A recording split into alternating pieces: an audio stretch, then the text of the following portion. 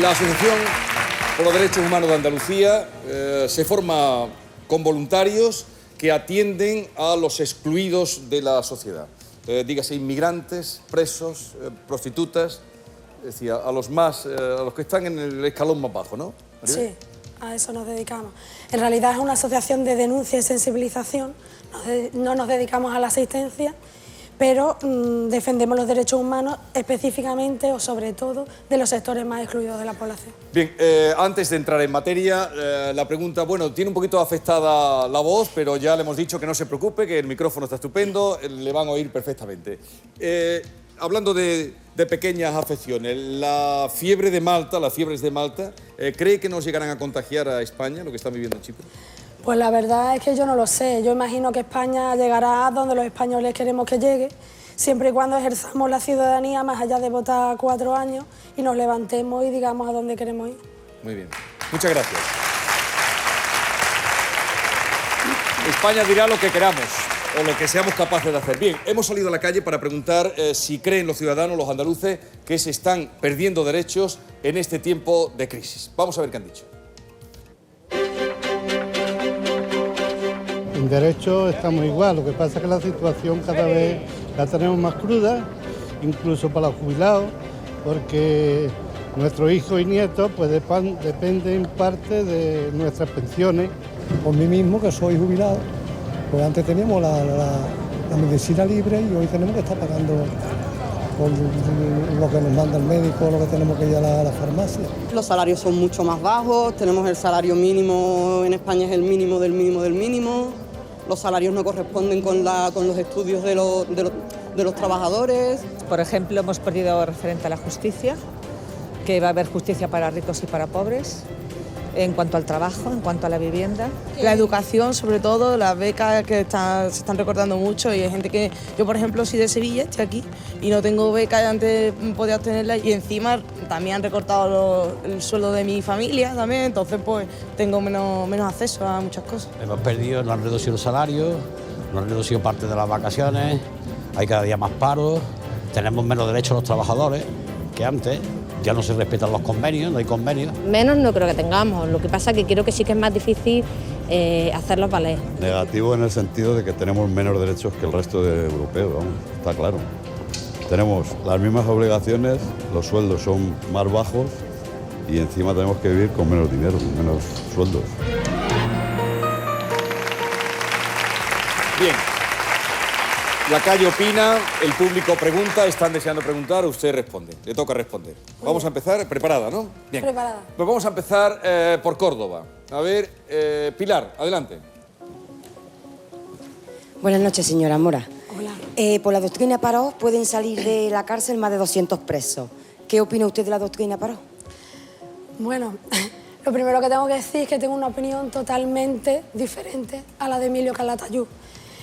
Yo precisamente, mi trabajo de base en la asociación es en prisiones y llevo entrando y trabajando en las prisiones desde el año 96 y tengo una opinión totalmente diferente. La doctrina Parot en realidad es una decisión absolutamente política con la que se intenta de alguna manera aplicar de forma retroactiva una modificación que se hace en el año 95 y que no se podía aplicar. A ver, lo intento explicar brevemente. La mayoría de los presos de Etarra te está refiriendo a presos de Etarra, pero en realidad la doctrina Parot se aplica sí, también a otro tipo de personas condenadas por otros delitos graves y no graves, sí. No solamente a presos de Etarra.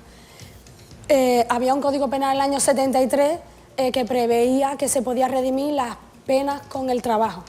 Cuando hay una modificación en el año 95, esa posibilidad se elimina. Las condenas, sin embargo, no se reducen, con lo cual ahí hay un aumento de las condenas. Y en el año 2003 hay otra reforma del Código Penal que además también agrava las condenas. Y no solo eso, sino que además te impide cumplir en régimen de semilibertad y las penas se cumplen prácticamente enteras. Entonces, esas modificaciones no se podían aplicar con retroactividad.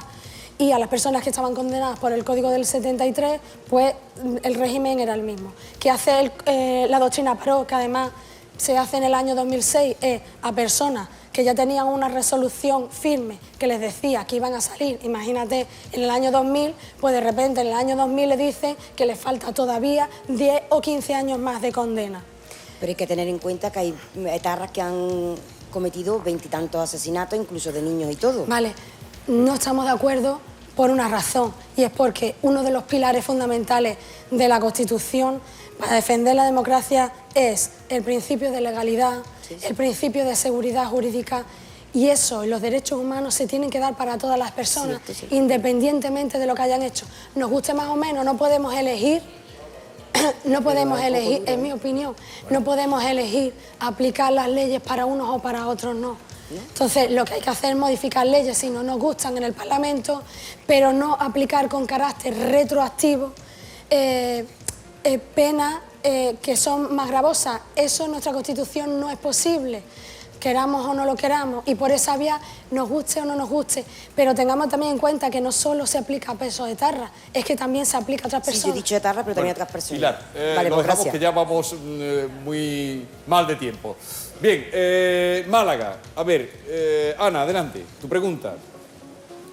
Maribel, cuando quiera, agua, ahí la tienes. Hola, buenas noches. Hola. Mi pregunta va por una solicitud de su asociación que pide emergencia habitacional para Andalucía. Si nos puede explicar Andalucía qué es lo que significa eso. Vale, esa petición... Emergencia, repitamos la palabra... Emergencia habitacional para Andalucía. Es solicitar la situación de emergencia habitacional, que no la pedimos nosotros, la pide el Movimiento por la Vivienda en Andalucía, del que nosotros formamos parte. Bueno, lo que se está pidiendo es que en Andalucía se aplique la ley de emergencia, la ley de gestión de emergencia.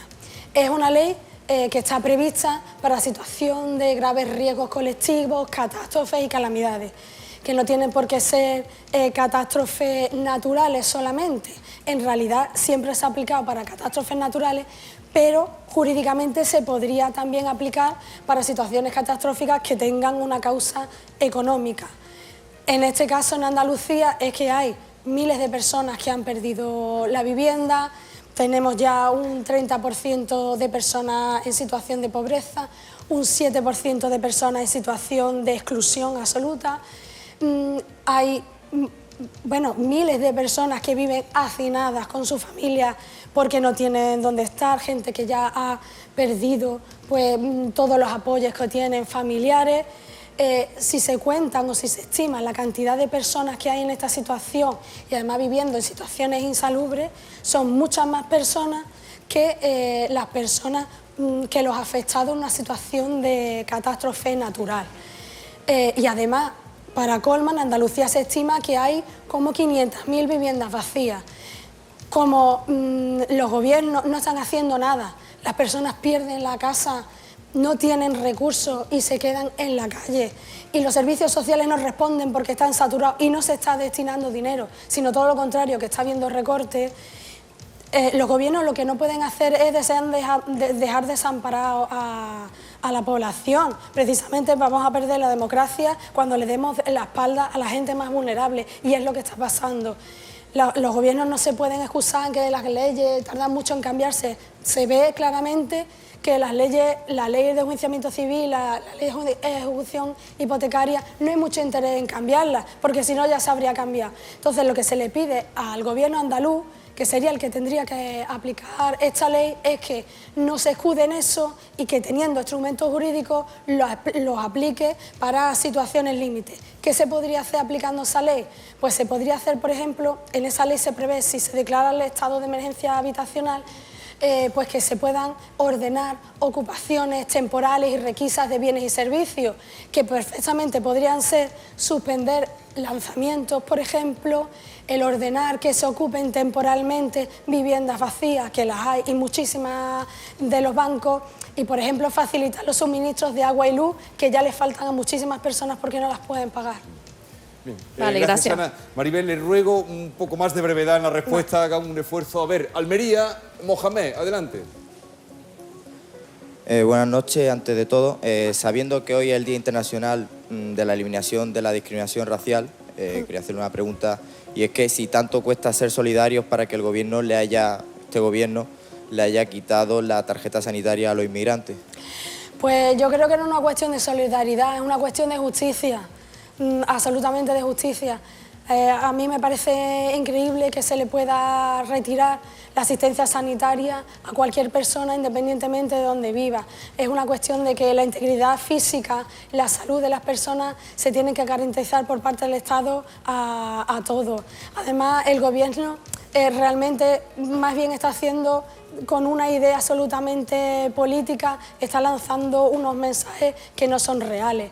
Los inmigrantes no saturan las consultas ni nada de eso, de hecho lo utilizan mucho menos que los españoles y parece que son como los culpables de que el sistema no llegue. O sea, tenemos que en este momento ser conscientes de que se están lanzando ideas que van a provocar mucho más racismo y además son absolutamente injustas y mucha gente no estamos de acuerdo.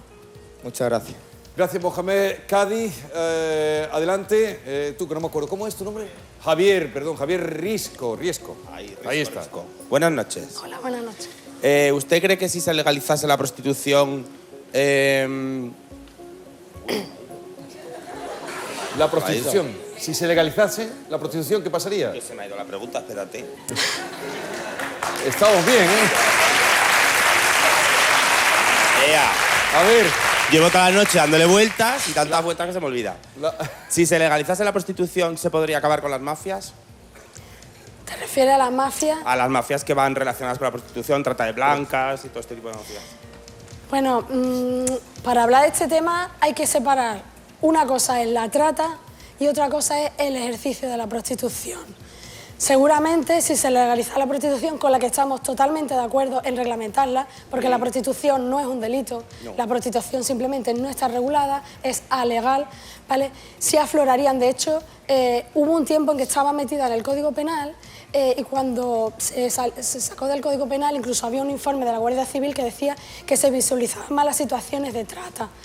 Lo interesante para luchar contra la trata, sobre todo, es destinar recursos para las víctimas, porque las víctimas muchas veces no denuncian y digamos que ahora mismo lo que se prima para luchar contra la trata son medidas policiales y las mujeres tienen miedo porque pueden sufrir amenazas a su familia en origen. Claro. Eso lastra muchísimo el que se pueda luchar con la trata y habría que destinar fondos a eso, a ayudarlas.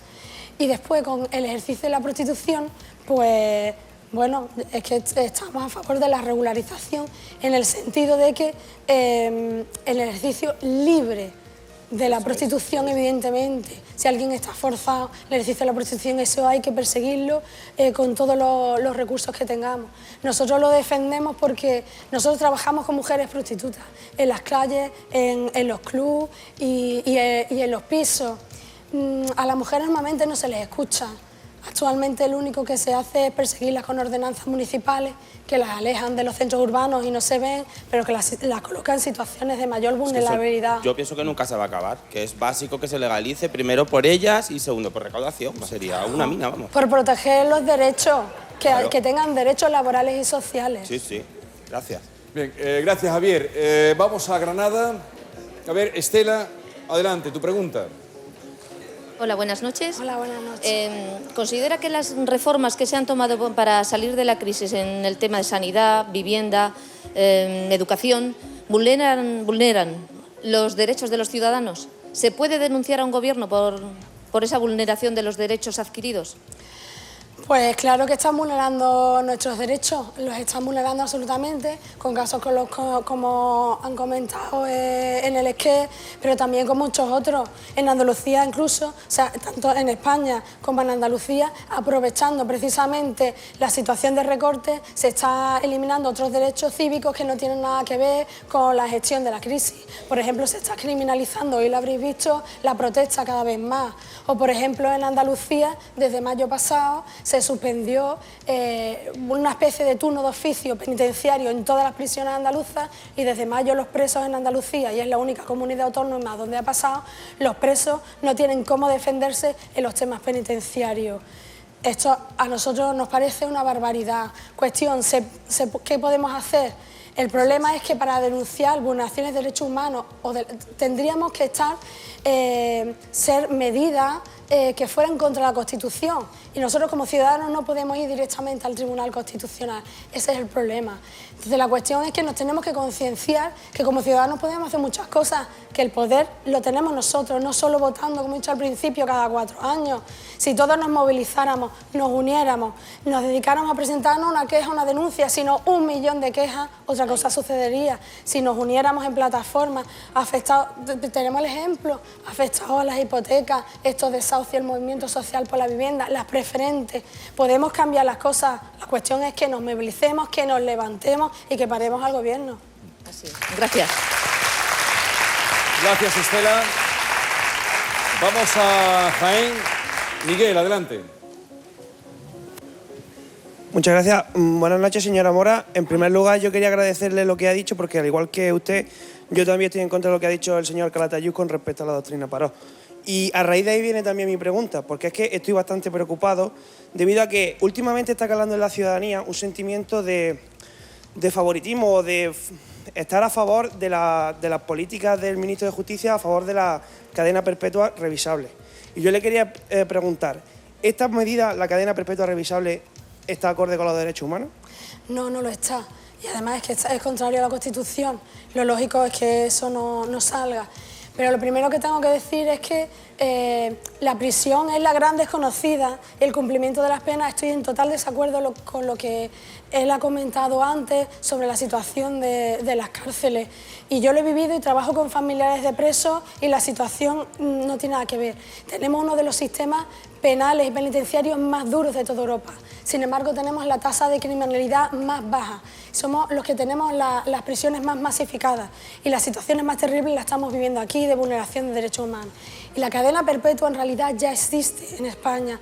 No es real que haya límites de 30 o 40 años. Eso se da, por ejemplo, para los presos etarras normalmente sí, bueno, un poco complicado explicar, pero hay muchas personas que se les acumulan las condenas y que tienen mucho más que eso.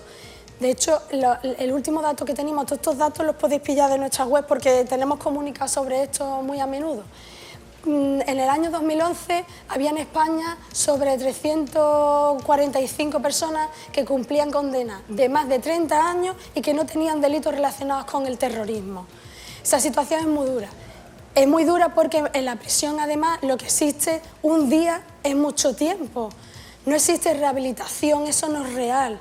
Hay un 80% de personas drogodependientes y que no tienen rehabilitación, un 40% de personas con trastornos mentales y de la personalidad y no tienen atención psiquiatra, ni psiquiatras que estén entrando ahora en Andalucía a las prisiones. Un 8% de enfermos mentales graves, a los que no se les atienden, como mucho se les da una medicación de vez en cuando. Son situaciones duras, hay que entender desde luego la situación de las víctimas, pero es que la cadena perpetua no va a resolver el problema de la víctima en ningún caso. Tenemos a partir de los 15 años, según la mayoría de los estudios psicológicos, el destrozo a la persona psicológica es ya irreversible dentro de prisión. Si nuestra Constitución lo que dice es que las penas tienen que estar orientadas a la reeducación y a la reinserción, a eso tenemos que ir. Si a una persona la condenamos de por vida dentro de la cárcel, eso es un imposible. Perderá la esperanza, se sentirá, esto son palabras de presos, como un animal y además va a reaccionar así. Lo normal es que personas que tengan larguísimas condenas tengan peores comportamientos. Totalmente de acuerdo. Vale, gracias, Miguel. Vamos a cerrar en Sevilla ya la ronda por las 8 provincias. José Antonio, adelante. Buenas noches, Maribel. En primer lugar, felicitarla a usted y a la asociación por el trabajo que vienen realizando. Gracias. Y entrando ya en arena, que es precisamente el tema en el que más está vinculada, que son las cárceles. Hemos conocido cómo en España este gobierno y los anteriores han ejercido el indulto a conocidos personajes, banqueros, políticos, bueno, y otro tipo de personas. También sabemos que los indultos que se conceden pues no superan el 7% de todos aquellos que se solicitan, ¿no? Mi pregunta es, ¿hay personas en las cárceles a las que por justicia se les debería conceder un indulto y no se hacen? Pues uno de los ejemplos que he puesto es el de los enfermos mentales. Yo creo que una de las mayores vergüenzas de la democracia ahora mismo es que tengamos prisiones llenas de enfermos mentales sin tratamiento que no deberían estar ahí.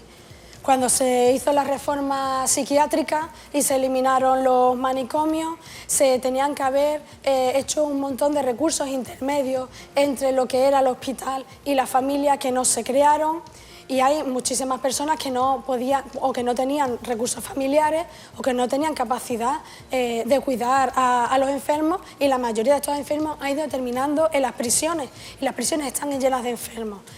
Nunca han estado bien tratados. Todo lo que son tratamientos específicos para enfermos mentales no se han dado en las prisiones. Solo puede decir cualquier médico de la cárcel. El Defensor del Pueblo tiene un informe hace años denunciando esto, y nosotros lo hemos denunciado muchas veces. Ya para colmo, con la crisis se están recortando convenios, y en Andalucía, por ejemplo, la atención especializada la tiene que dar el SAS. El convenio que había entre instituciones penitenciarias y la Junta de Andalucía, instituciones penitenciarias no las renovaba. Y ahora mismo, por ejemplo, no entra ningún psiquiatra dentro de las prisiones. ¿Cuál es la vida de un enfermo mental dentro de prisión? Pues normalmente es un inadaptado, se aprovechan muchas veces de él, suelen ser agresivos, o están sobremedicados o están totalmente descompensados. Estoy diciendo en cárceles ordinarias, no en psiquiátricos penitenciarios. Tienen muchísimas sanciones, incluso sanciones, le hemos denunciado muchas veces, con contracción mecánica, siendo enfermos mentales, porque no se acoplan, bueno, que se les sanciona, por tanto no pueden acceder a beneficios penitenciarios, se comen las condenas enteras, y cuando salen muchas veces están solos. Esa realidad es una vergüenza. Esos indultos debería haber centros específicos para ellos, que no se crearon, y sacarlos de las prisiones. Gracias. Vamos a ver qué se cuenta, qué se habla en las redes sociales, y para ello Mar Barrera, por favor. Mar nos trae todo lo que se está diciendo y lo que se está comentando. Muy buenas noches. Bueno, también le traigo una frase para ilustrar su debate de un escritor británico, Herbert Spencer, que dijo: si es un deber respetar los derechos de los demás, es también un deber mantener los propios. Los internautas de Pido la Palabra se preguntan a dónde vamos a llegar después de haber perdido tantos derechos, y dicen que todas las personas debemos impedir que se sigan quitando o que sigamos perdiendo todo lo que ha costado tanto tiempo conseguir. De todas las preguntas que nos han llegado para usted, me he seleccionado 3. La primera: ¿son los derechos humanos una prioridad en nuestro gobierno o está también al servicio de los objetivos de déficit? Yo creo que... Aquí las respuestas son como en Twitter. Vale, está clarísimo. Jamás han sido una prioridad para el gobierno, ni ese ni el anterior. Y desde luego todas las políticas están en función de los poderosos, de los bancos y de la especulación financiera y de los que gobiernan realmente, no los derechos humanos, no. Segunda, ¿tenemos menos derechos humanos que en el resto de Europa? Pues ahora mismo se vulneran muchos derechos humanos aquí, y con la crisis más, porque además se está aprovechando precisamente los recortes para restringir derechos que nada tienen que ver con el tema económico. Sí, y en otros sitios no está pasando. Y tercera y última, ¿es cierto que hemos retrocedido a los años 60 en cuestión de derechos, como dice mucha gente? Sí, y además voy a decir una cosa, nuestro lema este año de trabajo es los derechos se consiguen, se conquistan y se luchan. Los derechos es que si no los seguimos luchando los vamos a perder, y de hecho es lo que nos está pasando. Deberíamos reaccionar ya, porque es que vamos a perder muchísimos más. No solo vamos a llegar a los años 60, sino que incluso antes. Muchas gracias. Gracias, Mar. Maribel Mora, gracias por estar con nosotros. Ha aguantado muy bien, que sí, estaba muy preocupada. Al final, Le hemos oído, ¿verdad? Le hemos oído con una claridad y con mucha fuerza. Coordinadora de la Asociación de Derechos Humanos en Andalucía, ¿se ha sentido cómoda a pesar de...? Sí, sí, esta mañana no hablaba, ¿eh? Pues gracias por no haber rechazado nuestra invitación a pesar de encontrarse así. Muchas gracias. Adiós y ánimo, ánimo en la lucha. Bueno, gracias a nuestro querido